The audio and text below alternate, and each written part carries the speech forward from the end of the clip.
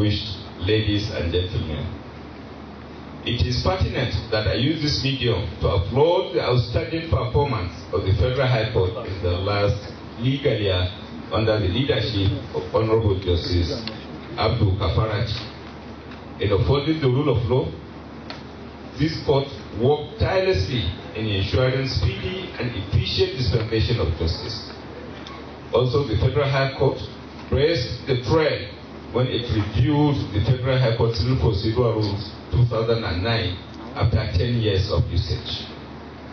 The Federal High Court Civil Procedural Rules 2009, which came into force on May 10, 2019, is known to have addressed some peculiar challenges of the 2009 rules.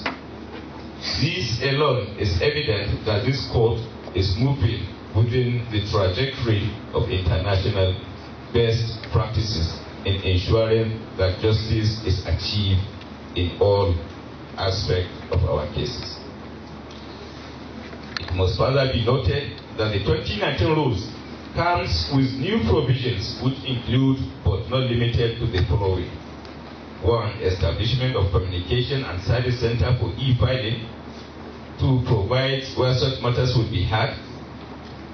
3. Provides for consolidation of suit and the extension of days required to file defense to originating summons from 14 days to 30 days, amongst others. Let me further extend my commendation to the leadership of the Federal High Court for coming up with a new alternative dispute resolution rules and for revising the Federal High Court Asset Management Corporation rules. I'm optimistic that with these new rules, the administration of justice, particularly in the Federal High Court, will be more forceful, robust, and stress-free both for the judges, practitioners, litigants, and the general public at large. In addition, I want to appreciate this court at the speed at which it handled pre-election matters at the wake of the election during and after the general elections in Nigeria. This court has set the record straight, which helped the Independent National Electoral Commission to effectively field the right candidates for the election and the efficient conduct of the election process. Furthermore, permit me to comment on the collaborations and cooperation that exist between Federal Ministry of Justice and the Federal High Court, which have immensely contributed to the memorable development of our legal system. Such areas of synergy include maritime administration through the Federal High Court, Federal Ministry of Justice, and the Nigerian Navy collaboration. There is a seamless and successful administration and prosecution of maritime offenses throughout the Federation. The Federal High Court further collaborated in this area by organizing training and retraining of judicial officers aimed at suppressing piracy and bringing perpetrators of maritime crimes to justice. In the areas of terrorism, the Federal High Court graciously provided an enabling platform for combating terrorism by assigning 4 judges and creating judicial division in Kenji and Maiduguri to try Boko Haram and other terrorism-related cases.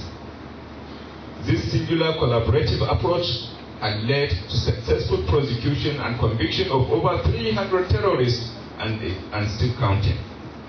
On the areas of corruption, the Federal High Court, in its collaborative effort, designated some judges for the prosecution and trial of corruption cases in order to fast-track their trial. Indeed, these noble feats are evident in the erudite judgments and rulings delivered by this honorable court in checkmating the menace and violence done to Nigerian society. The pivotal role played by the Federal High Court by virtue of Section 251 of the Constitution of the Federal Republic of Nigeria 1999 as amended makes this court unique, distinct from other courts of coordinate jurisdiction. In the light of its jurisdiction, as noted in the Constitution, provision of the Constitution above, I humbly urge this court, as part of the judicial arm of government, to remember that it is the anchor upon which our legitimate claim to civilized society rests and revolves. On the other hand, I also urge my learned colleagues here present and those absent to cooperate with the Federal High Court in ensuring that the dignity, integrity, and credibility of this court is not put to ridicule. Shun fraudulent practices and to render sound and unbiased advice to our clients based on laid down laws and not on sentiments. We should also not be seen encouraging our clients in a bid to ridicule this court into doing the impossible. As ministers in the Temple of Justice, we must together foster the desired growth for a better society, because this court is on its own can only do little as permitted by law. As always, I assure you once more of the commitment of the Office of the Attorney General to the growth of healthy relationship with this court in a manner that promotes genuine cooperation without undermining the independence of this hallowed arm of government. I equally solicit the continued cooperation of the Nigerian Bar Association and all legal practitioners in enhancing and making ease the burden of this court this legal year. Together we shall promote and foster the rule of law by encouraging this court through legitimate means to aid fast and efficient dispensation of justice. I am glad to announce that the Office of the Attorney General and the Office of the Chief of Justice of Nigeria are presently working in conjunction with the Federal High Court to support the infrastructure and capacity building for judges and support staff. My lords, distinguished colleagues, ladies and gentlemen, in conclusion, I thank my lord, the acting Chief Judge of the Federal High Court, once more for this privilege to deliver this address on this August occasion.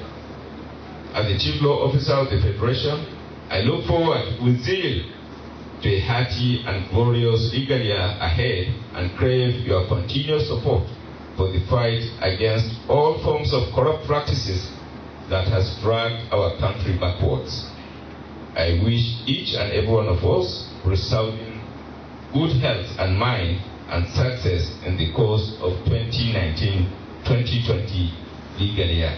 I thank you most sincerely for your attention. Thank you.